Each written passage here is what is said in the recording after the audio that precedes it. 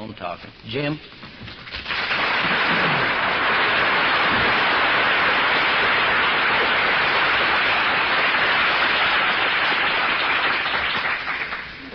Might ought to pass those baskets first. Baptists don't take a chance on things like that. They play a little music and get the money, and then they don't care whether you stay or not. I'd like to thank the committee and the people for inviting me here. It just proves you that, we're just, a lot of us are sicker than others. There's nothing we can do about it. And I'm grateful for that, because I wouldn't be here if they weren't, But I really was thrilled to come back. I have some very dear, close friends here. And it was good to see them. And what's good to see them is the ones you see that you didn't know you was going to see. The real close friends, you didn't know who they were till you saw them. I am Jim Williams, and I'm an alcoholic. And I'm not supposed to be an alcoholic. God, just look at me. I'm really a good, real good Southern, sweet Southern Baptist. I was programmed by sweet folks to be just a nice, sweet boy. Hell, I'm just not supposed to be here. My God, I can't believe I'm here. Just people who knew me knew I wasn't coming here. The only thing about it is the people who knew me didn't know me. And you're not even going to be able to tell them I'm here, because if you do, they're not going to believe it. Because I was raised where they are, and they were raised where they are, and they're still there, and I'm not there. And they're going to believe anybody's raised where they were. Hell, that's the only place you go is stay there. And you don't go to Alcoholics Anonymous, I'll guarantee you that, because you don't even drink, play cards, dance, or commit adultery. I never did get to play a lot of cards.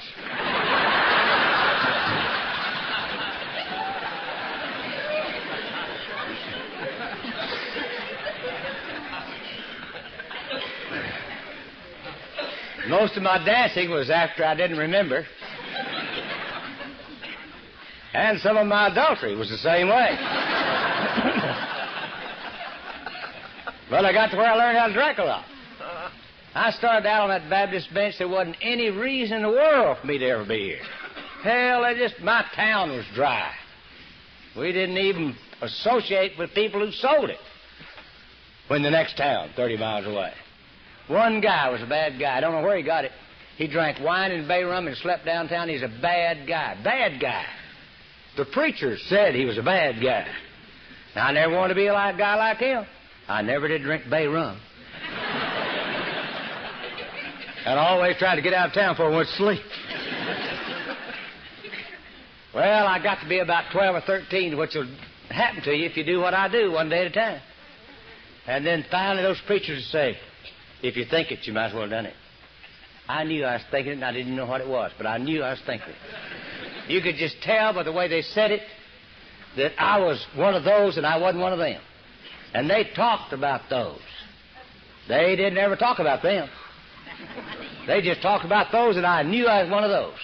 Because I knew I wasn't fitting in, nobody loved me enough, and I never did. I was inadequate already, and it just wasn't working out. And I was giving it everything I had.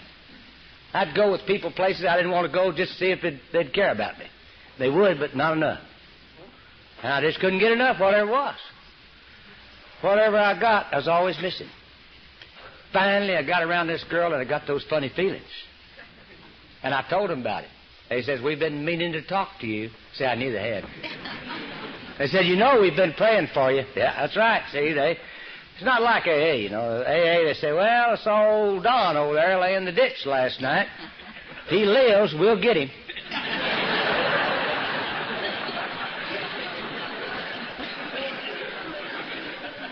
And this bunch, they just pick out the bad ones and hone in on them. And they point at you. We're going to sing this last stanza for that one right back there. Throat hurts, and God, you just barely make it. Well, this guy told me, and he says, meet me before the funeral service. I thought it was going to be a funeral because I felt like the things they were talking about that I didn't know anything about meant that you never were going to have a good time if you hooked it up with them. They didn't look like they were having such a great time either. So sure enough, I wanted to be liked. I want to be a good guy. When they got through talking to me, when they sang that last stanza that morning, I come down that aisle. Then it's kind of like your egg, except don't give out any chips. They hug you and kiss you and tell you how great you are and put you in the tank. The handkerchief leaks, you choke a little, but you come out okay. Next day, went to see that girl, came right back.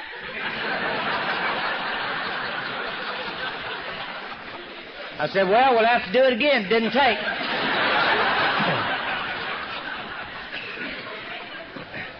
They said, no, you just don't do it. Well, they didn't know. I didn't know how to don't do anything. I didn't know how to don't do anything. I said, how do you don't do it? Don't think about it. I wonder why I didn't think about that. No, I thought, well, I've been thinking about it all day today. I might as well go ahead and think about it the rest of the day. Then tomorrow, I'll never think about it again. Next morning, I got up and thought about it more than I ever thought about it in my life. I don't know where I learned how to do that. I don't know how that I already am the kind of guy that any time I start not to do something, I'm going to do it more than I ever did before in my life. Any time I start not to think about it, by God, I'm going to be obsessed with it. I don't know how I learned how to do that. Small town, never been anywhere but church, school, no other place to go. Finally got out of high school. Had to go to summer school, get out of high school. 30 miles away was a town that I'd heard about. And it was wild and wicked. So this guy and I one Saturday, that's where you could do things during the week. We took a bath and everything. Went over there, walked in the door of that honky-tonk, and my God, there was that deacon with a warm girl in one hand and a cold beer in the other. Happier than I'd ever seen him.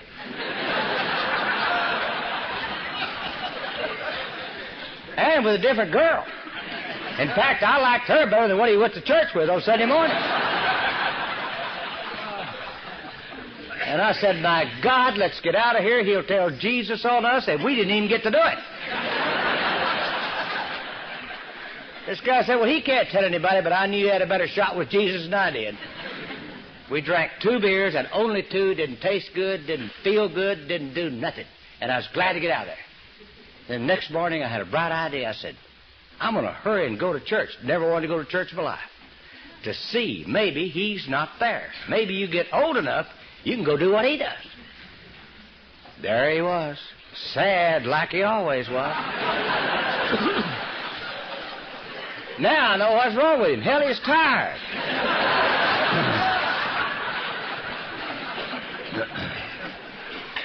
Then I had my first spiritual awakening. Maybe you can do it a little bit and just don't tell anybody.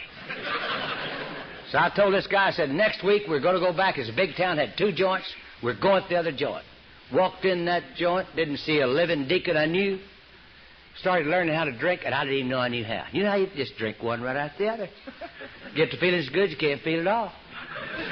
Learned how to dance. Southern Baptists don't know how to dance. Learned how to dance. Learned how to fall down the dance floor, break my nose. Done it 5 times since I learned how to do it. Would have committed adultery, but you know how we are. Just get too tied up. Think about it all day long. Drink 1 beer, miss the whole thing. Then if we do, we don't know whether we did or not. And you can't ever find out. You can't call back and say, we do anything last night? Learned how to black out. Didn't even know I knew how. Learned how to black out. Wake up the next morning, throw up. Sicker than a dog, just like I was supposed to. That guy called and said, how you feel? I said, my God, I feel horrible. He said, oh, but you had a great time. I said, oh, well. Then I knew how to have a good time. Just go out and get drunk, black out, wake up the next morning, throw up, then you know you had a good time. I did not ever know you drank it any other way. I had no idea anybody who didn't drink it like I drank it didn't drink. I saw a guy on an airplane the other day. It's the most ridiculous thing I ever saw. He must have been Catholic.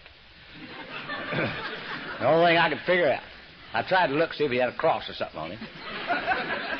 He ordered a cup of coffee and a sandwich. Then he says, I think I'll have a scotch. I started to say, hell, it ain't going to do you any good. You've already blown the whole deal.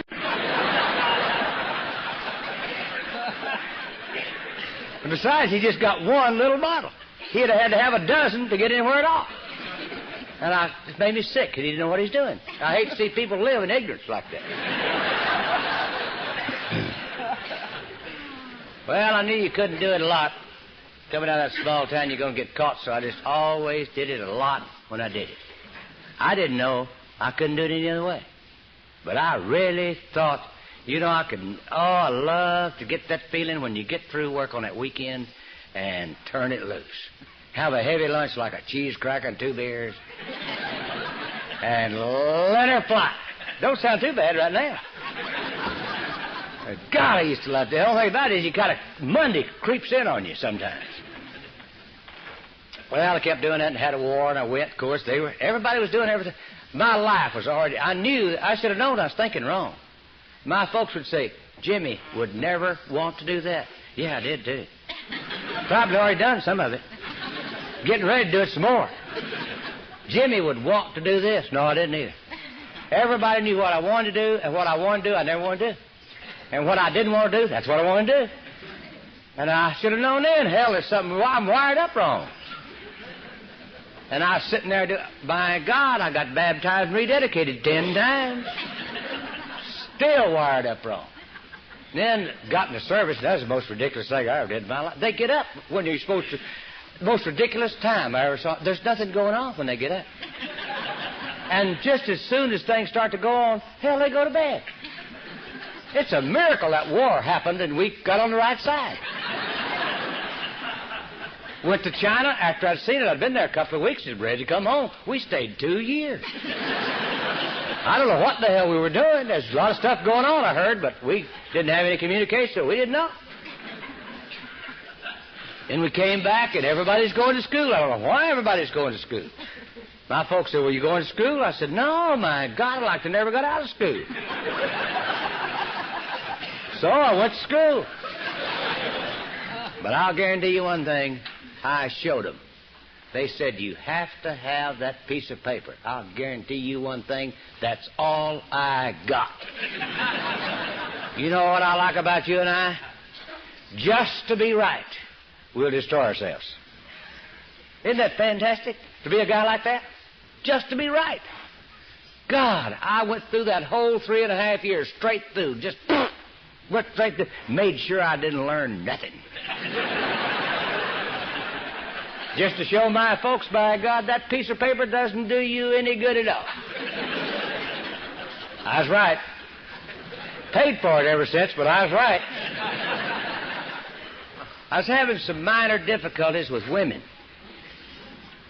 If you put 10 pretty girls up there, I'll get the sick one every time. I don't know where I learned how to do that. I might have slipped up one time and gone with a girl because one girl didn't go with me after the 3rd time. And God, it was so disappointing when I got to AA. I had the one and only worst sponsor, deacon, in the whole bunch. He must have hated women.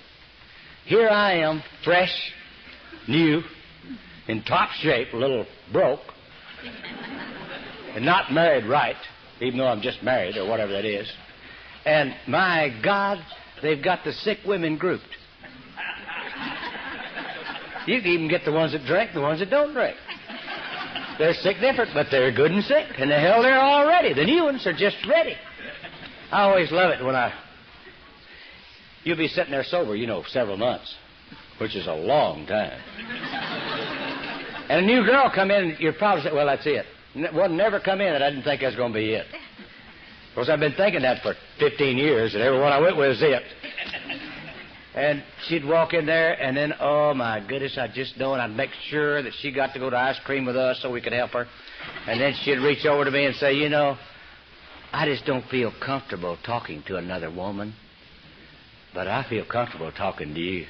And I'll say, I'll help you, baby.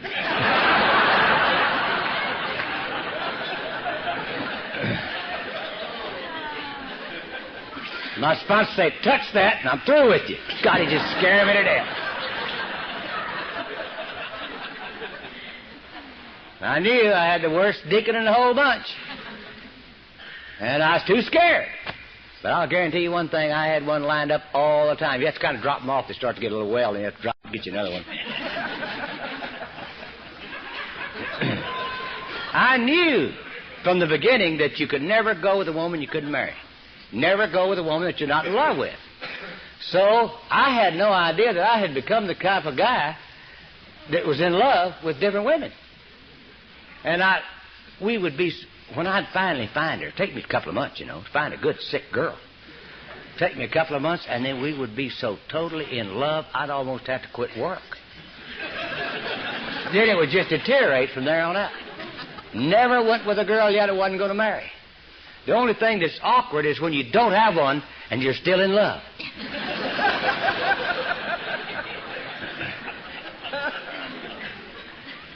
And I got to having some problems where I worked. Everywhere I worked, they always want you to come to work on Monday. You could have the flu on Thursday. It's okay. Never on Monday. I hate Monday. I used to ruin every Sunday afternoon thinking about Monday. I have a thing on somebody gave me a thing that's got an old picture of an old guy, his tongue hanging out, and said, "It's Monday." It's on my desk. I want to make sure I remind me every Monday, it's Monday. I'm a little better than I used to be, but not a lot. Well, where I worked, never did do right. I never had the right job. I was always in the wrong place, even if I was in the right job. Then if I got in the right place, they didn't run it right. And I'm such a good-hearted, sincere, honest person that I always had to try to tell them how to do it. And then they wouldn't hear me, so I had to listen. I had to insist they do it my way. Took me a long time to notice I was always the one that was leaving. However, some of them are still operating, doing it wrong. Finally got out of a job and couldn't get one. The way I looked for a job is I'd get up every morning and throw up and spray. Then go fill out one of those long forms like, where have you worked the last 10 years, which is none of anybody's business. Where have you lived? And a bunch of questions. And when you get through trying to figure out what they want you to say in all those blanks, which wears you out, and make the interview, you can't get the job. Hell, you're worn out. You're mentally defeated already. Then I'd go out and get drunk. Wake up the next morning, do the same thing. Well, I saved this one place that I knew they needed somebody, and I knew a guy there. And I knew I was going to get it. And I went up there, and there was just something, I could feel it. They wanted to tell me something, but they just didn't know how to tell me. And you could tell they were going to be a hell of a lot more comfortable when I left. And he said, "You don't want this job." "Yeah, I want the job. I'm on my butt, don't have any money, broke, need the job." "No, you don't want this job." So it's one of those deals. They knew what I wanted, and I didn't know, so I had to leave. Went out, got drunk, waked up the next morning, threw up. I said, I've been doing this for 10 days straight. I think I'll just take the day off.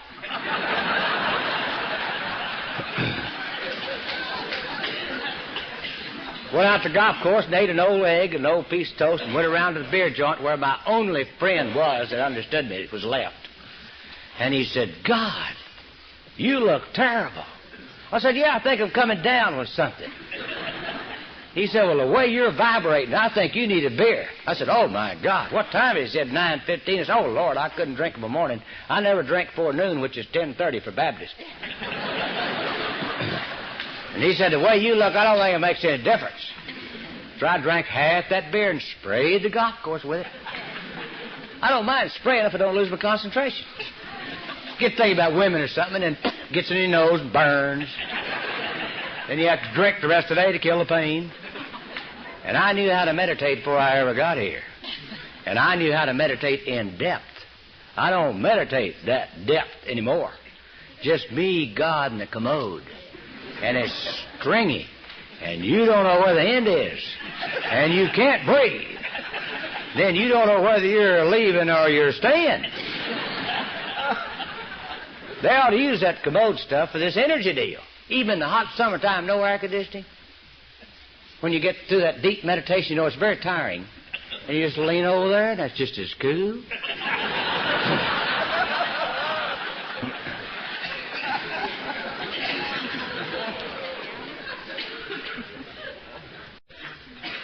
Well, I told the guy, I think I better go home. I went home. I love to have a meeting with me, because I can decide anything. I can just decide anything. I don't have to speak to anybody, read the paper, read anything. I can just decide everything. Call on the hospitals. I said, God, I hate to go in that old big old county hospital, and you have a hard time finding a place to park. When you do, you got to carry that old kit all the way down those stairs and down through there, and by the time you get there, hell, he ain't going to buy anything anyway. And see, you don't even have to stop. You just drive right on by. So I went home and I had a big meeting. It's not like it is now. I said, I think I'll commit suicide, and those guys will read that in the paper, Jimmy Williams commit suicide. And they'll regret that every day for the rest of their lives that they didn't hire me. But I didn't know how to do it. It's not like it is now. Now television says, suicide, call that number.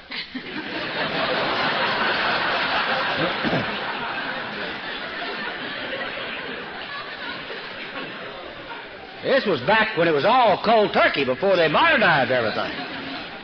Now they even recommend, I'm sure they recommend overdose. A lot of people are doing that, you know. They don't remember anything but the pump. And I remember all three of my suicides. I was sound in mind and body. Razor blades were popular then. I didn't want to use a gun because it's noisy and it's loud and it splatters all over everything. But I didn't know how to do it. All I'd ever read in the paper was he cut his wrist with razor blade. Well, I knew you couldn't do it in bed, in the living room. Get blood all over the carpet. I'm always thinking of others, you know. So I went in the bathroom, got my razor blade, sat down on the throne, and cut both wrists just a little bit. I had sense enough to know that if you cut the left one and didn't cut the right one, half of you die, and then you have to be alive. I may not know how to do it, but I've got some sense about some of it, you know. So I cut both wrists evenly, and then I'm just sitting there listening to the drip and thinking about those guys and where I'm going, and the phone rang. And I thought, what if where I'm going I'll always wonder who that was caught? That'd be enough to run you crazy. So I put a Band-Aid on the wrist right quick. Answered the phone, of course, it's the police. And they, you know, police are funny. They need this program bad to have bad personality change, you know. They'll stop you and they'll say, come go along with me. And then you tell them you're not going. Then they get all upset. Then you say, well, by God, I'm not going. I'm staying. I've got to go home. Whatever time it is, it's time I have to go home when they stop me. And then they insist on going and get all upset, and you have to pacify them and go along with them. And this guy says, where were you last night? I said, I was right here. He said, no, you wasn't. I said, how do you know? We was there. Then I didn't want to talk to him anymore. I'd already learned don't ever talk to anybody about where you've been, knows more about where you've been than you do. I said, what do you want me to do? Well, they give you options. Either come down here, or we'll come out there and get you. I said, I'll be right there. He said, if I were you, I'd pick up a lawyer on the way. I said, I'll be right there. I'll do that. Hung that up. God, I had a hell of a day. I've got to have another emergency meeting. You know, it's only 11 o'clock. I love to live with me. I can live a whole week in a half a day. Then I can get it over with. And I thought, you know, they've been treating me pretty bad down here in Houston. I think I'll just leave. And when I got to thinking about how bad they've been treating me, I knew I needed to leave. And by the time I got my clothes in the car, I left. And I just got me a pint of whiskey in case anything happened and moved right on out of town. Had $36, which is really all you need at that time to start a new career. Before inflation hit. Waked up the next morning in a little town out there in West Texas, had $7. And I said, wonder how my folks are getting along. So I thought I better call them, collect. Which is the only way I call them. And I called them, and they wanted to know where I was going. I named some town way out in West Texas, Lubbock. I knew that was west. I knew my friend was there. I just hadn't met him yet. I know he's there. And they said, why don't you come by Fort Worth? I never shortchange my folks. I give them my very finest story. In fact, it's so horrible, I get to listen to it, and hell, I cry too.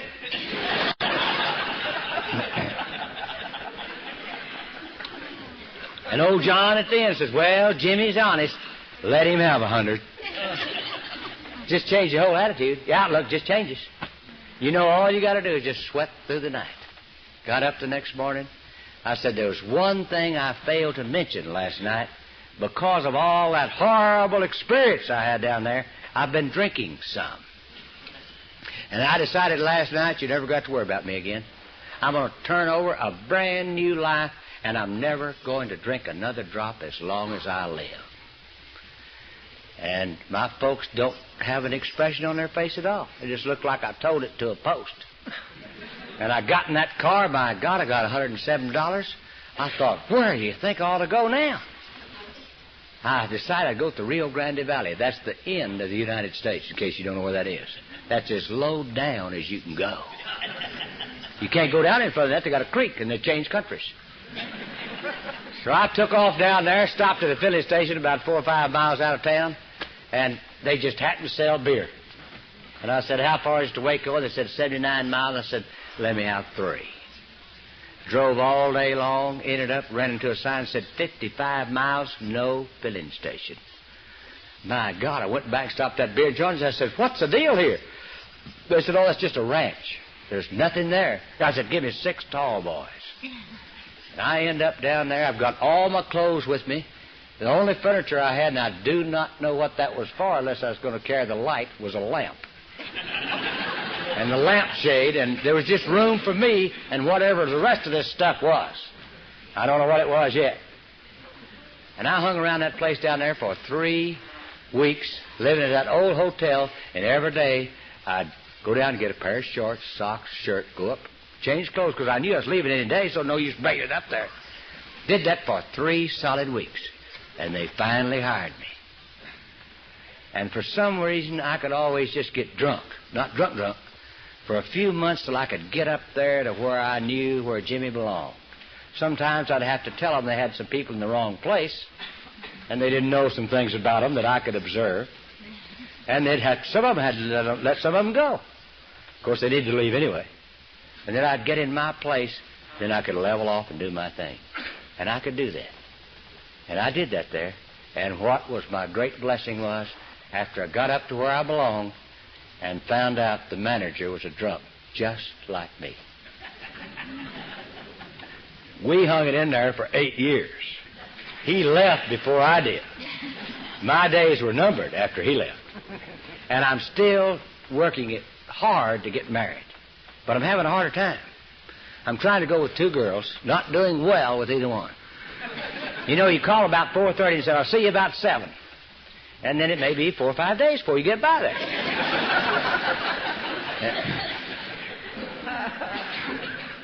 But when they're sick, they'll hang in there. They'll just hang in there. You don't have to worry about them. They'll be there. Just call, they'll forget. You know, just be there. Well, I ran into this second one I had. And this other one was just kind of a spare anyway. Just in case. She was different. We physically had some discussions. I never had I love the real cussing ones, where you really tell each other what you really are. Now, those you can really get to, then the next day you can make up and it's good, see. Just a good, clean, healthy, air your linen deal. But this one took advantage of me when my equilibrium was off. And I was over at her house one night, and it was way too late for me to be up in it. Hell, it was almost 11 o'clock. And I'm supposed to be blacked out home. If I'm going to get up and be up at 11, I'm supposed to have already gone to bed, gone to sleep, waked up, and decided to go out again. And I've screwed up anyway. I've overdone my deal. I used to do it every once in a while. I knew it was always a mistake. And I was just about blacked out, and I just had some desire to go see that other girl. I was over at her house, and I expressed that opinion. And then I said, but I want to use your bathroom first, and evidently that's the way it went, she said. And I went to the bathroom, and evidently she didn't want to finish the discussion before I went to the bathroom. And she followed me in there, which is a wrong place to have a meeting. I've never had one there since. Because the surfaces in there are very firm. You're standing on the only soft thing there is. It's a little rug about that thick. And I don't know what all happened in there in that meeting. But the next morning, I'm laying there asleep like I'm supposed to in my place. I was living in a beautiful place, an old faded green trailer in the back of a motel. I had that rock yard years before they started doing it now. I see lawns now all over, got rock. I had rocks for years. Had those little weeds growing up with them, you know. Because I didn't have time to do yard work. I was busy. And I'm laying there, and I'd already learned how to wake up in my own bed, just normally, in total fright. Because I never knew how I got back home. Or wherever it was I was. And something just said, wham! Oh, God, I came out of that thing like a shot, looked down, still had my clothes on. I thought, my God, I bet I was going somewhere early this morning. Opened that door, and there was that 6'4", 250-pound Baptist preacher, and said, come go along with me. I said, preacher, I can't make it. There ain't no way I can make it. Looked down, and my head's throbbing like I've been in a car wreck. Looked out there, my car looked okay. Parked funny, like it always parked funny, but it looked okay, and my head's throbbing, man. It's like, boom, somebody's hit me in the head with some hammers. And I looked down and had a little blood on my shirt, and God, blood makes me sick, you know. And I said, I just can't make it. I can't make it, preacher. I've just now, I know I don't look like it, but I just got up. He said, get in the car. I got in the car. I said, preacher, I'm going to have a beer. I'm going to have it. I'm not going to make it. I got bad drunk last night. I'm not going to be able to make it. I'm not. I'm in total fright with no light, and when I'm in total fright with no light, I can't make it. If you got a little light, I can make it, but no light. And he said, there'll be no drinking before the meeting. My God, I didn't know what the meeting was. We drove up in front of her house, and I knew she was involved. I just kicked that up just like that. We walked in there, and she looked like she might have had a little difficulty. She didn't look so good. Looked like she could have fallen in a bush or something, doing yard work, something. And then my head kept getting worse and worse and worse and worse. And I said, I've got to go to the bathroom. I went to the bathroom and looked in that mirror, and I'm going to tell you something. She won.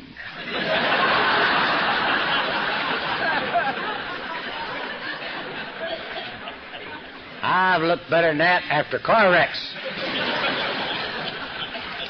I never did get to find out the truth. I think what really happened, I lost my equilibrium, fell in that bathtub, and she stepped on me. We got married 2 weeks later. I had all the qualifications. I wasn't married, and I'm a drunk. That's all you need. Hell, that'll get it. I already had developed such a... Every afternoon when I started to drink, I was so sad because it had been such a hard day. And I'd gone all through the day without drinking, which is a miserable, totally impossible thing to do. Start drinking about 4 o'clock, and I'm sad till about 8:30. Then for about 15 minutes, I'm fantastic. I've got the great personality, and everybody just loves me for about 15 minutes. Don't stay 16 minutes. And that's the way I was. And my life changed after that funeral ceremony. I thought it was going to be, well, it almost was my funeral. Helped me get here quicker. Every morning, I'd get up. I was always going to quit smoking because it made me gag in the morning. Grab those cigarettes, that coffee, and go in that bathroom, get ready, and start getting ready, and she's telling me what I am through that door. Then I've got to get upset, go make the living, go out and get drunk, come home, tell her what she was, and we did that one day at a time.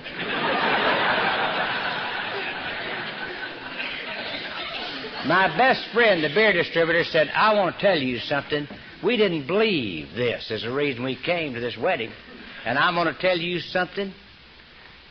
The longest bet on your marriage was 3 weeks. But when I heard that, I proved them wrong. We hung in there for 8 years.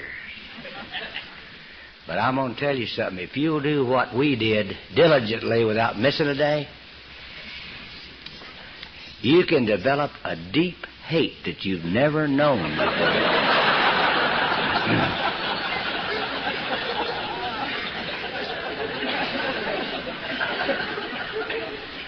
In fact, we got that hate so good that we were safe because the one that died first won.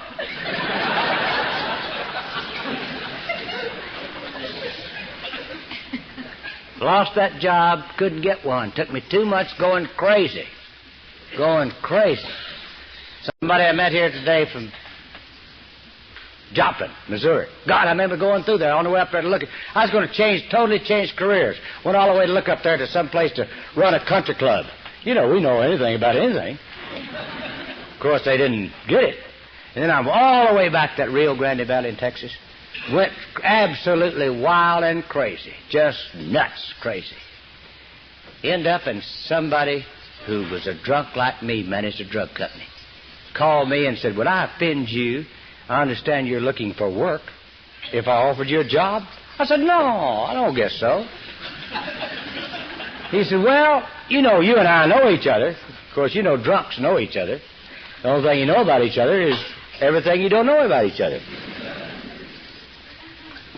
He said, you don't even need to meet me at the office. Why don't you just meet me at the cafe? I said, oh, okay. What time? Oh, how's 10:30? Fine. Met him 10:30. He said, well, before breakfast, would you like a beer? And I said, oh, one, I guess. I'm applying for the job. And we end up, he said, let's go look at the territory. We take off and go down to the coast, Port Isabel, looking at the territory, drinking beer, had a sandwich around 2:30 just in case. You know, we didn't want to get drunk. Looks bad when you're interviewing for a job. That night about 8, we stopped at one more place to have a beer before we went home. We did not want to drive drinking beer in the car. And about that time, some guy came in that demonstrated boats. And he knew this guy because he had 2 boats. Wanted to show him this new boat. New engine, big, powerful, whatever it was he said. There was 2 girls there from Kansas. You know where Kansas is, don't you? They had been coming down there for 4 years and never been on a boat. I thought, my God, what a horrible thing to have to people. So I invited them to come go with us on this demonstration. It's getting dark. In fact, it's dark. And I get some beer just in case it's going to be a long trip. I had no idea the trip I'm getting ready to take. One girl got up there with me in the front, and the pilot, and he got behind him so he could explain the boat to him, and the other girl got behind me. And they use a little old light to get out these little channels, and then he turns that light out, and whoo, my God, that thing just goes. I thought, my God, opened a beer, hell, this is it. Flew right underneath that causeway, and about that time, next thing I hear, some guy says, Jim, help me, help me. My God, didn't know what he wanted me to do. What had happened, they've got some bunch of derrick-looking things that out there, and we flew into one of them. Clipped us right there, ate that old windshield, took us right in there, and that girl went down there, and this guy was there, and I was on top of him, and those 2 back in the back don't know what in the hell's happened. And that they finally got me and laid me back down there, and my chest is crushed. I couldn't breathe, and I'm laying down there, and the water's coming up. No problem, you understand. And I thought, my God, I'm drowning, I'm dying, and they finally all waked up, and that gal started screaming. God, she's screaming. And this Bill kept saying, shut up. I don't know what she's crying. Her leg was only broken in 2 places. And they get us to a hospital 30 miles away with blood just going all over. So I was just sliced right down through there, which is fantastic, you know. And we get to the hospital, and some idiot called our wives, and here they come. My wife checked the women out first and put us all 3 in different hospitals. Insurance people came by. I couldn't get out of the damn hospital. None of the things broken, but the meat was all torn away from the bones, which is a nice way to live if you ever want to try that. Went to all 3 men. All 3 of the men just had 2 beers. And I got the job.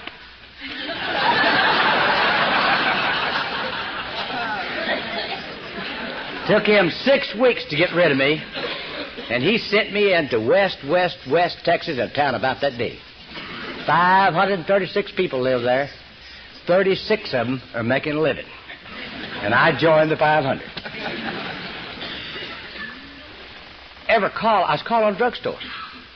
And my God, I didn't know how to spell it, let alone write it. And so then here I am, I got to hold a pen and write. God. And vibrating, you can't do that.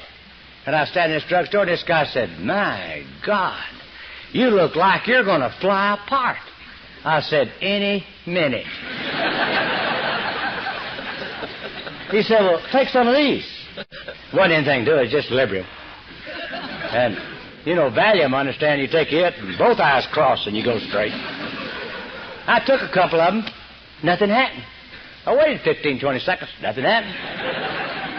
So I took 3 more and your knees just go. I said, my God, I got to learn a new stance. I already knew how to weave. Now I got to learn a new one. Always tickled me. The farmer says, Jim, I'm a little bit short of 10s. 25's okay. I said, be fine. I took Librium daytime, drank beer at night, had one decision to make every night. After the 3rd beer, I'd say, do I want to go home early or do I want to close the joint? If I close the joint, stay on beer. If I don't, switch to bourbon. And that's what I did. One night at a time. And I did that for about 3. Oh, let me tell you this one thing that may save your life. There's no charge for this. Every town out there is about 50 or 60 miles apart, and there's nothing. Little trees about that high. In fact, on a clear day, you can see California. And I'd be just fine. I'd be about 10 miles out of town or 15. My God, that total fright had set in. Well, I hadn't got any water. My God, there's no... And then I remember one time, so the guy said, if your mouth ever gets dry and you get nervous and your mouth gets dry, bite the tip of your tongue and the saliva will come. Come down on it, but it'll work. And you can take those pills. There's no charge for that. Some guy recommended me for a job who hadn't seen me in about 12 years. And this company called me. They're out of Huntington, Indiana. They flew me up there. I get up there and they shake hands up there just about like that. And they just looked at me. And I said, what are these people looking at me for? They said, they can't understand why you're here. Well, I didn't know. So I couldn't help them. I saw a sign up there that said 42nd anniversary. Well, hell, anybody ought to know what they do if they're 42 years old. I don't know what they do. Nobody told me what to do. I don't know how I got the call. I didn't even know who the guy was that recommended me till they told me who he was. And they said, but there's some reason you're here because this guy really said you were the one. And I said, well, I'll tell you one thing. I don't know what your problem is. It's 3 o'clock in the afternoon. My God, I've been there since 10. And, God, I'm telling you, it's nervous time. It's a long time past 10:30. And I said, well, I'll tell you one thing. I can do it. I didn't know what the hell it was, but I knew I could do it. And he said, well, if you think you can do it, we don't think you can, but we'll hire you. I said, good. He said, we'll send you the stuff, and the guy will be down there to meet with you in 2 weeks. I said, fine. Take me to the airport. Took me to the airport and rented that bar. Said, give me a double-double. And I got that, and then settled. Didn't know what I had. Didn't know what job I had, but thank God I got it back on an airplane. I was okay. And I got back, moved to Houston. The guy didn't show. That's a long story.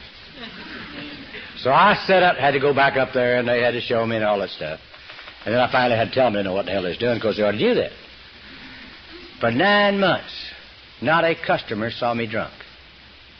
And I'm not an alcoholic, but I would have a drink with them or a beer or two, and then I'd go get drunk, black out, go home. I never went home any other way. Blacked out was the name of the game.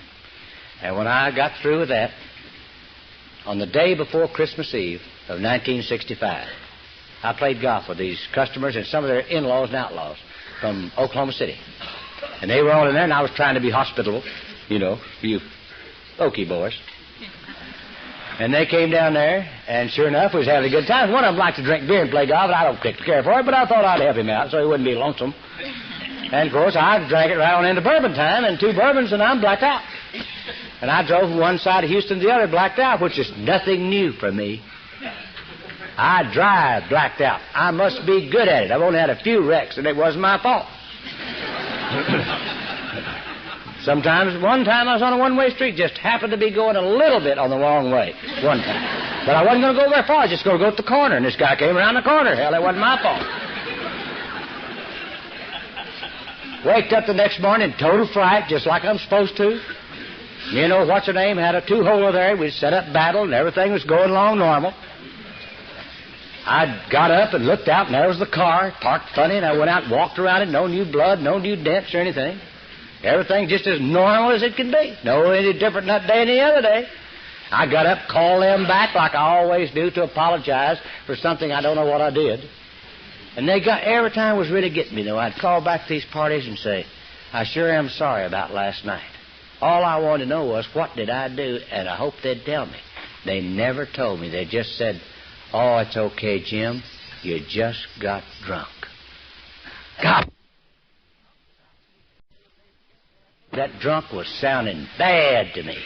People were telling me it's okay, you just got drunk.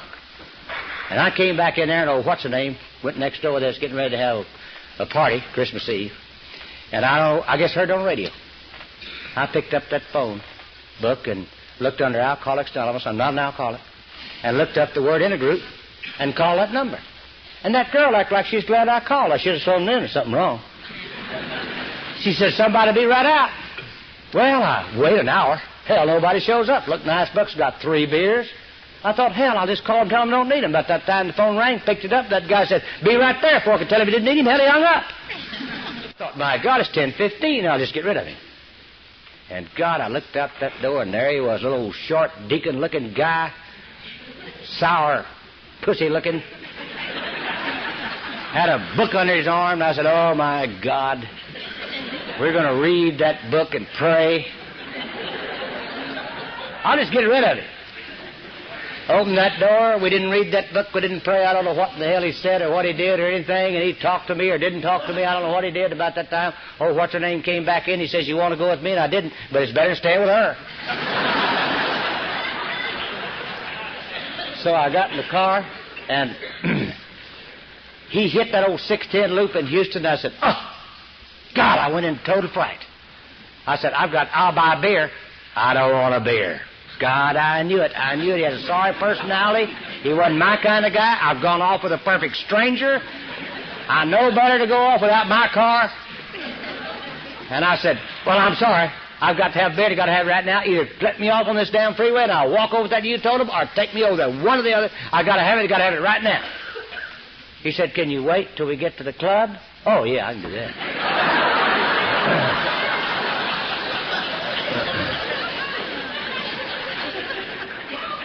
Give me a little light. Hell, I can make that fright. And we drove on kind of a bad neighborhood. Drove up for this old looking house. You know, this is a program of attraction, you know. 2 or 3 of those cars looked pretty good, and the rest of them looked about like mine. I said, this it? He said, yeah. I thought, well, when I get some money, I'll help these folks. Walked in this old house, and some of the deacons were all sitting there laughing and talking about women, the stock market. I found out later on, didn't know anything about either one. And they had an old bar back there in the back with an old piece of linoleum. I know it was old when they put it on. It had holes in it. And the bartender didn't look a hell of a lot better than I did. And this little short deacon walked up there and said, mix him up a little milk and honey. I said, my God, what do you put in it? I never drank anything like that in my life. He said, well, you see, you're nervous. I said, hell, that's what I've been trying to tell you. And besides all that, you're used to sugar in your system from alcohol. And the honey's already been digested. I said, well, indigestion's not my problem. You know, if you throw up right, you don't have indigestion. I drank half of it, and it curdled and came right back up. He said, don't worry about it. We have plenty.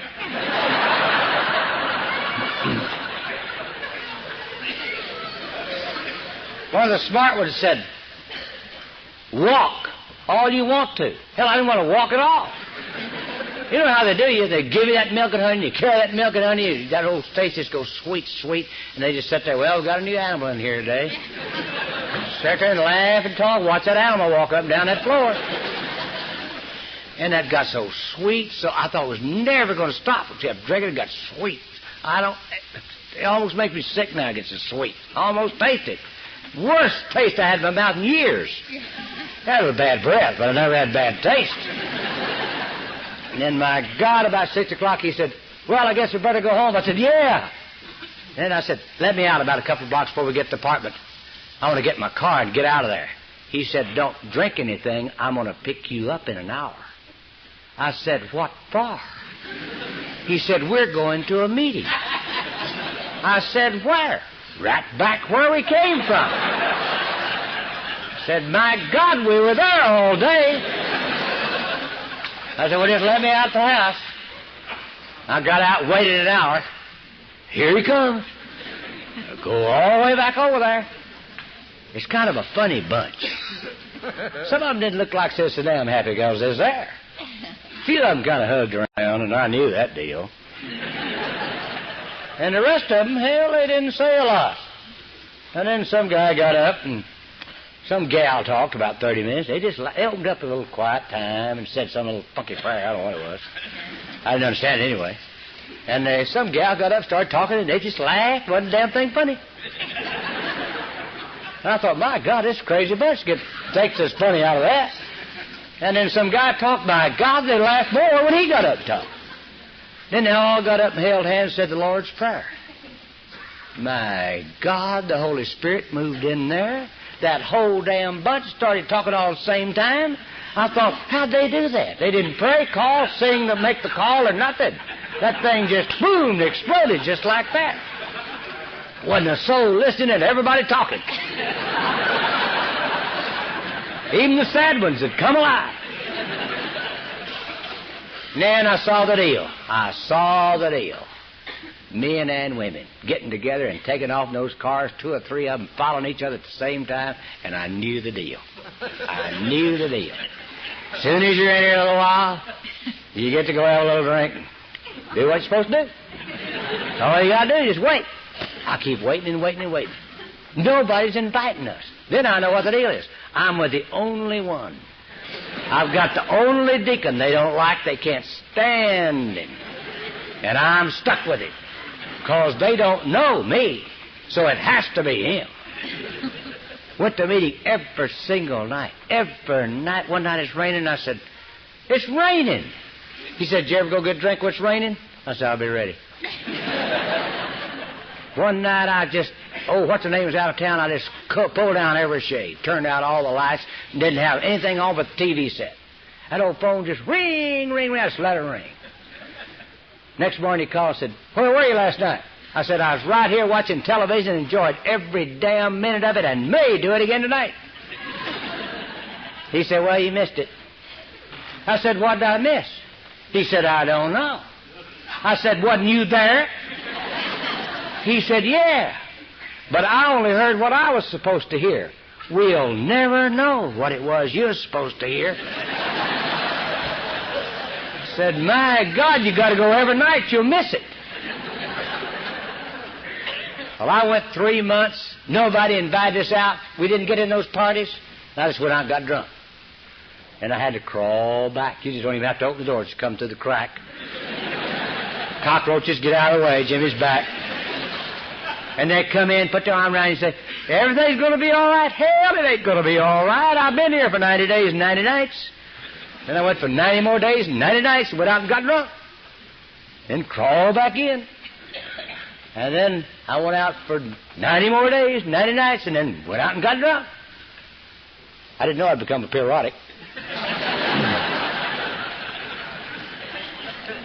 And I sobered up on my own with no help from nobody. And when I got my 3rd day, they told me 72 hours, and I went back to officially resign.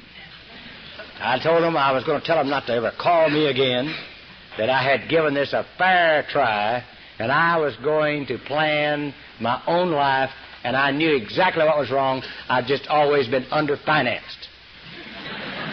As soon as I can get enough money, I'm going to be okay. After the meeting, before I could tell that little thing, I walked over there to resign, and he said, don't you ever call me again. I said, God, I'm glad you said that. I didn't call you in the first place. They called you. I never liked you from the first day I saw you. Nobody else likes you either, because we're not invited anywhere that they're going. And you don't ever have to worry about it. I'll never call you again as long as I live. And I didn't till the next morning. And I called him and he said, meet me at the club. And I walked in that club and he said, get your coffee and sit down. They talk to you like a dog here, you know. He said, I'm going to tell you something. I'm going to tell you something about Alcoholics Anonymous, Al-Anon, Al-Teen, Al-Top, and Al-Dog. there's absolutely no failure here. This program does not fail. There's absolutely no way for this program to fail. It's impossible for it to fail, provided you do exactly what we tell you to do the way we tell you to do it. He said, now you could, until you give an alcoholic a decision to make, he'll flounder for years. Now we're going to give you a decision today to make. You're either going to do exactly what we tell you to do, the way we tell you to do it, or go right back out that door. I said, I don't want to do either one.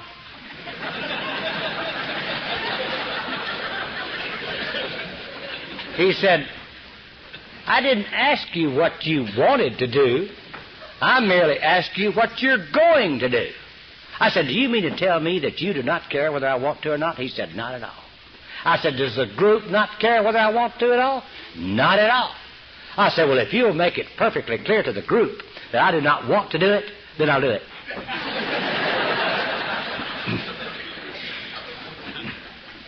Well, he said, first of all, we got to get some things straight. He says, you know, when I gave you that decision to make, I said, yeah, that's the only thing that you're going to get to do for the rest of your life.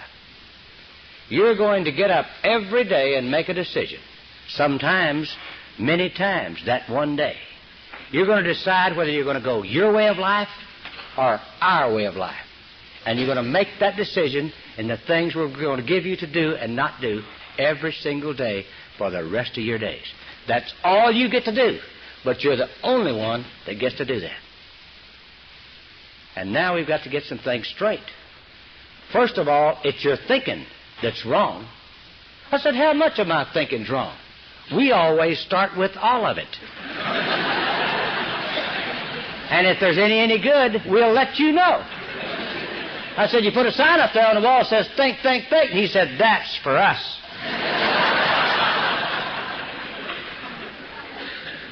He said, now we're going to give you some things not to do and some things to do. Then it's going to happen over here. I said, what's going to happen over there? We don't know, but it always happens. He says, now the things we're going to give you not to do will change. But the things we're going to give you to do, you'll just add to. I said, I don't understand anything you're telling me. He said, and that's it, and don't you ever forget it. Said there's two things that you're going to remember the rest of your days. No matter what's going on in your life, you do not understand. Then you'll have understanding. And when you quit trying to understand, then you'll enjoy it. And the other thing is, no matter what your situation is, it's never the situation, it's never them, it's never God, it's you that must become different. You must become different than you have ever been before. I said, how do I do that? He said, oh, you can't. I said, what the hell you tell me for then? He said, that's what's going to happen to you. He said, now I'm going to tell you the one thing that got you here. But it's also the one thing that'll keep you from getting everything that God has for His children. Unless it changes. As long as you know that you know, you'll never know. But when you begin to do what we tell you not to do and to do, and you begin to know you don't know, then you'll begin to know. I said, hell, you're crazy. And he said, I know.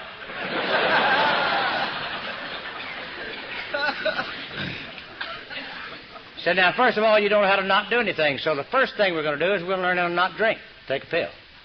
You know that card I gave you has my number, 4 other men, no women, and the club, and intergroup number on it? I said, yeah. When you get squirrely, definitely before you take a drink or a pill, you call one of those numbers no matter when it is. Now, if you got it through, don't drink, don't make a pill, and didn't make the call, you didn't do it right. You're going to have to do it like we tell you to do it.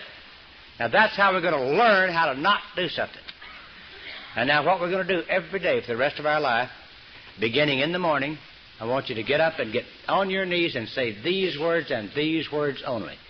God, take me today Let me be what you want me to be. Let thy will only be done in my life. Help me to definitely take a drink of anything alcoholic or mind-changing drug. Amen. Don't tell God what he has not done, nor what he needs to do. You don't have to give God any instructions whatsoever. He's highly capable of handling everything all on his own. You're not going to have anything to do with your relationship with God. God's highly capable of taking care of his relationship with you. I know I don't understand that, so I don't say anything to him about it. So I went home, and before I got down on my knees the next morning, he said, and be sure and call me right after you get through saying that prayer, and tell me you said that prayer, and call me before you go to the bathroom. I said, why before I go to the bathroom? You may not need to go. I said, do you mean to tell me that you don't think I've got sense enough to know when I need to go to the bathroom? We'll find out.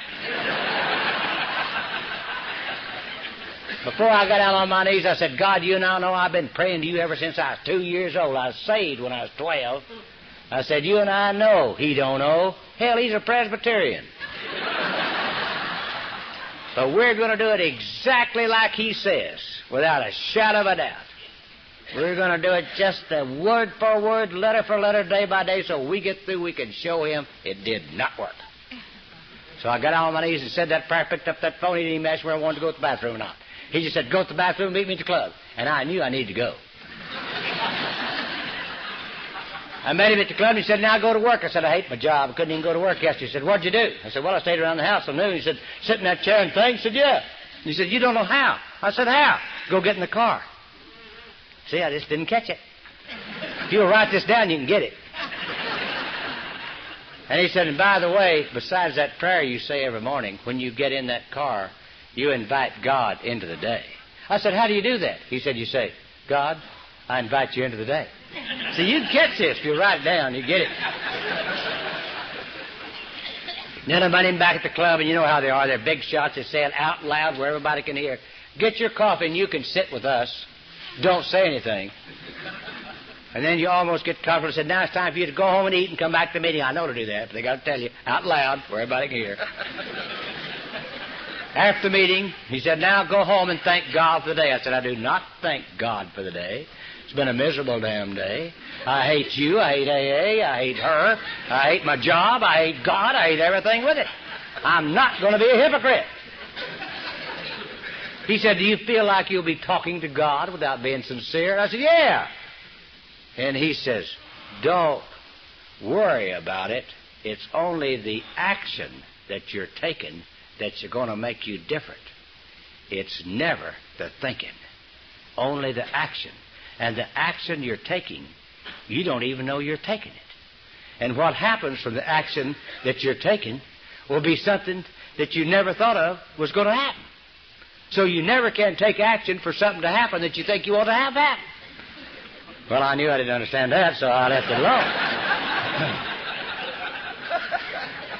I said, do you mean to tell me that you do not care whether I mean what I say to God or not? And you mean to tell me that God doesn't care? And I said, he said, that's right. I just went home, got on my knees, closed that door, said, okay, by God, God. Thank you for a miserable damn day. Amen.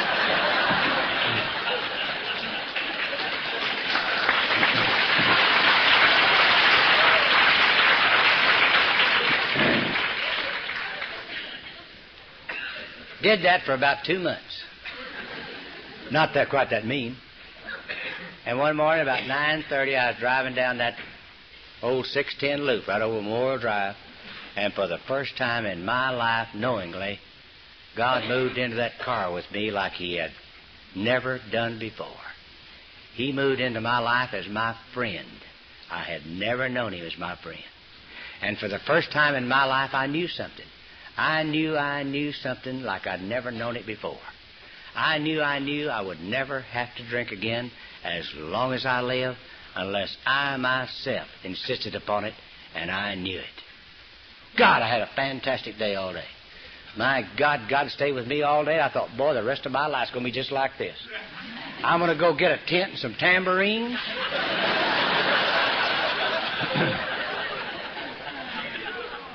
We're going to go out and save some souls. I couldn't wait for him to get back to that club. He's 15 minutes late, walked through that door, and I said, get your coffee and sit down.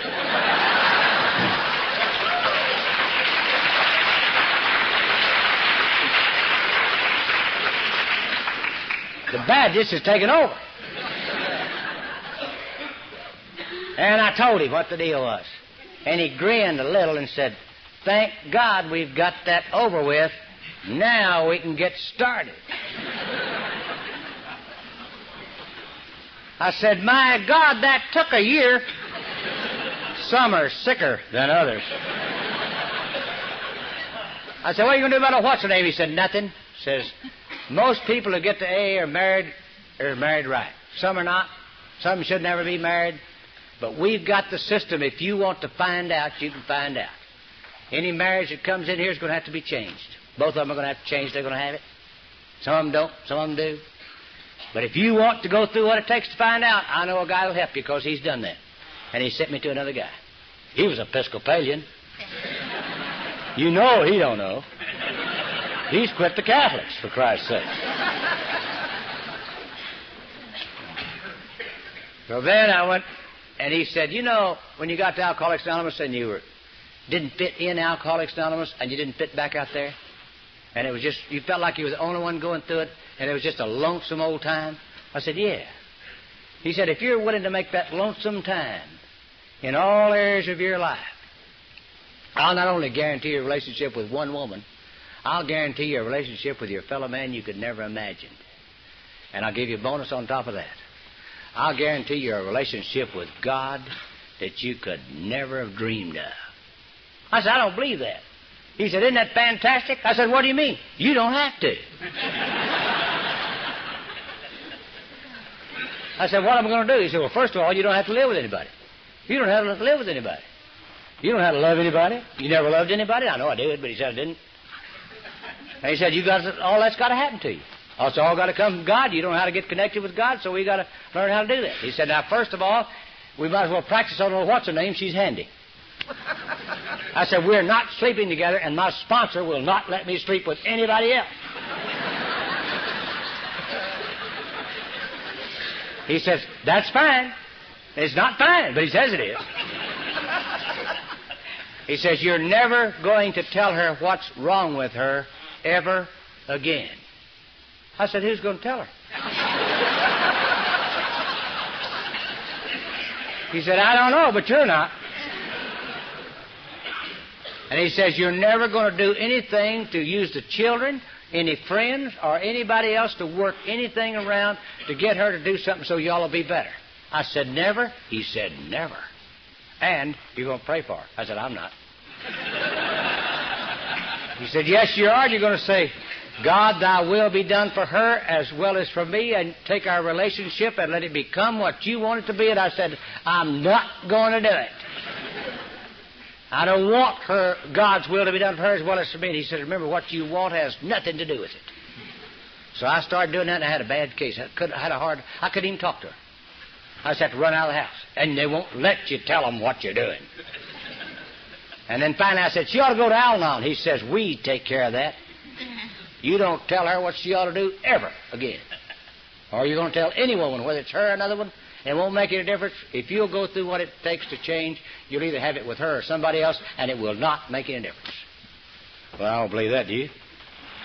So then I went on and went through the deal, and finally, sure enough, I found out went through a fourth step, didn't find out what it was. They took her to Al-Anon, and thank you, Al-Anon. I love you. I love you. I love you to this day. I always will love you. I'm committed to you.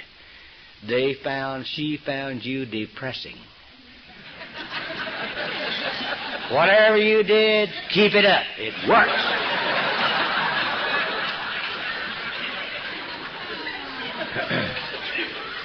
We took her to an open meeting, and there was a gal in Houston that came from a carnival. She had a halfway house for women. She walked in there with 6 ripe girls that had been sober anywhere from 15 minutes to 2 hours. 3 of them were right out of jail. And old Carney Mary ran up there and grabbed me, and she was dressed just right, plaid shirt, blue jeans, plaid socks, tennis shoes. Threw her arm around me and said, I love you, I love you. And I said, I love you. And boy, old what's her name said, my God, if you'd just drink beer, you'd be all right. Anyway, by not doing this and going through the not doing, nothing happened with her. It all happened with me. And I knew what was wrong with me. It surfaced, and I knew what it was. Went through hell trying to get it removed because it hurts and it doesn't leave you. And I told my sponsor every day 20 times. Still had it. Told the group. Still had it. And one girl said, you're not supposed to tell that in the group. So I went over and told another group. And one of them snitched on me. We don't gossip here, you know. We're just concerned. So they brought me back in there, and they said, you know, something's got to happen to you different. Usually when you just stop doing things, you change. But you're not changing. Oh, what's the name's out of town? You go back and you get in that apartment and you lock that door and you and God get rid of that. And I did that. And I stayed in there all day long, prayed and cried and cussed and did everything you can do, besides drink. And finally, 11, 12 o'clock, I went to sleep, and the next day, it was not there. I was free of that for the first time in my life. I knew that I'd be capable now of having a relationship with one woman. We got a divorce. Because you know what I found out? When the sickness was gone, you know what we had? Nothing. Do you know what nothing is? Just nothing. We got a divorce. 2 months later, for those of you who are interested in her, I saw her best friend. And she said, have you seen her? What's her name? I said, no. Happier than I have ever seen her. God, I wanted to call her bad. They wouldn't let me. They still would not let me go with anybody, and we're going to 9 meetings a week. We're going every night and twice on Saturday and Sunday. And they let me work, go to meetings, and they can't keep me from thinking. I'm knowing this girl in the hospital. I call in the hospital, and I kept calling her. One day I said, you know, maybe that's the kind of girl I always wanted. Maybe that's one. I don't know. Can't find out. Won't let me. Went to, And one day we went to a convention. I took 3 or 4 girls with me, and they accused us of going together, and I got to get some of those funny feelings, different funny feelings than I'd ever had, but had them. So I had to go 2 or 3 days later. I said, I've got to see you in the office. I never did. They'd already told me the only thing you can ever do, you start talking about to a woman or anything, you start talking about God and work, and that's all. Nothing else ever. So we talked about God and work, and that's all. She knew nothing about me. I knew nothing about her. Went up to her office. I says, I think I'm falling in love with you, but I happen to know I don't know anything about that. And I can't have an affair because my sponsor won't let me. And that looks funny coming from a 45-year-old man. And she said, what do you mean? I said, well, I might as well tell you the whole story. I'm an alcoholic. I go to AA every night, twice on Saturday and Sunday. I do 2 things, work and go to AA. That's all I get to do. Nothing else. Don't let me do nothing else except I think a lot. She said, well, what's it all about? Well, I don't know.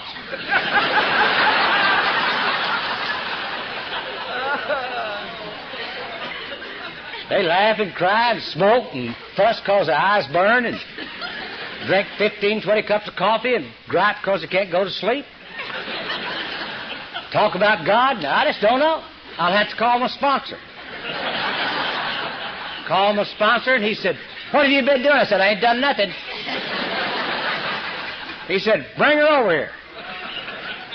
Brought her over there, and we went to a little Ones-A-Meal there. He had a bookstore, went on Ones-A-Meal next to it.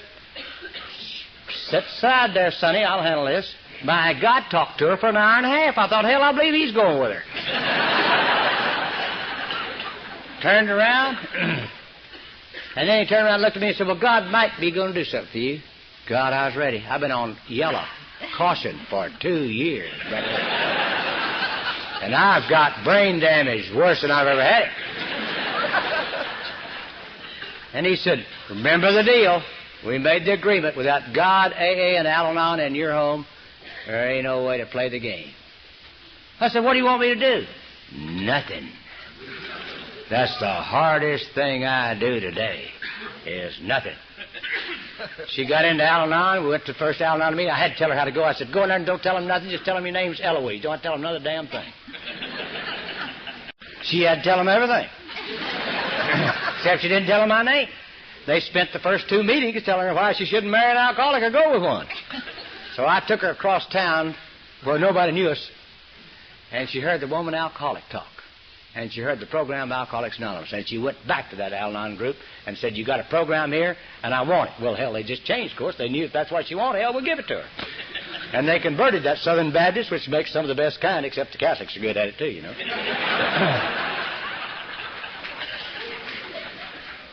The others convert easier, you know. They taught us how to pray together and pray separately. We did not do anything without discussing it with my sponsor first. Except once in a while. And then it wasn't too long after that God puts us together just like He does when you do the right things, when you do what you tell me. And we have that relationship today that's free, and we do have God A and Al-Anon living in our home, and our phone bears that. And we have a rich home today. And we have lots of friends in our home. And we have meetings in our home. And we have meetings that weren't going to be meetings in our home. And she had 3 children. One of them was a Southern Baptist minister. The good kind. The one that will never be out of work. He's the one they like. Get them saved, get some more. We didn't have to see him for the first 3 years because he had a rumor that his mother had probably gone on drugs and married an alcoholic. So he had a wife and daughter, and I'm sure he didn't want to contaminate them, so we didn't have to worry about him showing up. Finally he did, and finally he ends up, and he doesn't understand us, nor how we're living, but he does take the drunk to AA. He can't understand why they don't stay, but he still thinks he can work with that Al-Anon. Of course he can't, but he tries. And the daughter changed the whole thing. She accepted me just as I was. And we got a little love affair going, and they had to fall in with it whether they wanted it or not. The middle son's probably going to be one of us. Talked to him the other night. He's nice and drunk.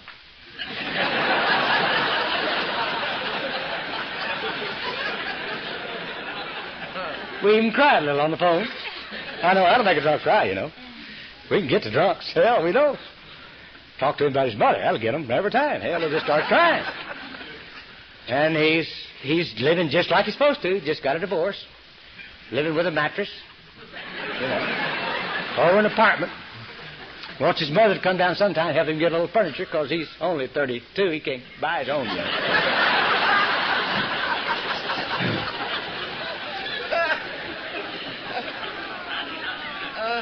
The daughter had a personality about like that wastebasket over there if it wasn't covered. Beautiful, blonde, blue-eyed, slender, 5'7.5", just beautiful. Her boyfriend married somebody else, and she was running around with an old dirty-bearded, long-haired, dirty-haired, pot-smoking boy. Well, Eloise and Al-Anon handled that. I could have done it a little better, but they didn't let me do it. And after she had taken some of our stuff, and we had no idea she heard anything we said, and Eloise finally moved her out. She went back to school, back forth, and living with him, back forth. She moved her out and told her, got to go. She and Al-Anon did that. And that girl changed. That guy got cleaned up. They went to work, put that boy through school to finish college, and now they've got 2 little babies. She's a delight to be around. The guy she married, his dad died when he was about 10, probably from alcoholism. And he told me about 6 years ago that I was the only dad he ever had. And Chrissy, when she had that first little baby, she put that baby in my arms and says, she live in Houston, we live in Fort Worth, said, I want to make sure that this daughter knows who her grandfather is. And I called her right before we came up here. And I said, I love you. And she said, I love you too, Papa. And you can't do that. Hell, you can't arrange all that. You know, I'm glad I know some things about you and I. And I'm glad I know them. Some of them I've just known recently. But I'm glad I know that it doesn't make any difference what your situation is right this day. Up through this moment, you're right on time. You're not late, and you're not early. And I know that God chose you and I to be His special children. And I know that. Only known it for a couple of years, but I know that. And I knew during that time, 2 years ago, that the reason I never fit in is because God's kids can't fit in. They live in a little kingdom all their own, which is His. He sends them out to do places and do things, but we live in a kingdom all of our own. God chose His children not to fit into the world. They don't fit. And I was trying to fit in a place where I can't fit. And I know that today.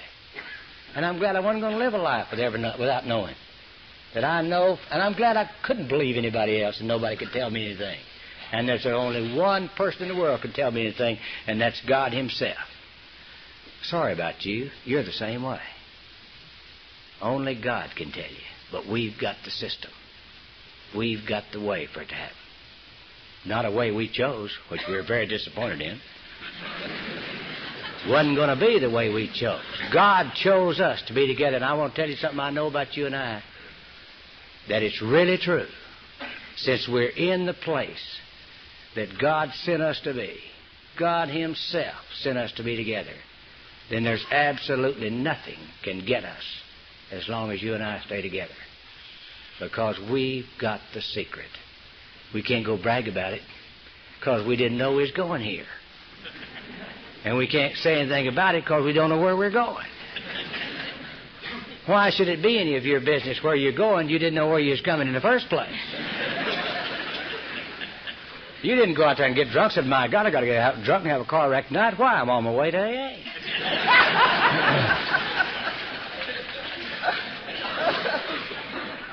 My life could not, would not, never would have been, nor would have yours, been any different, no matter what you thought you could have done or could not have done.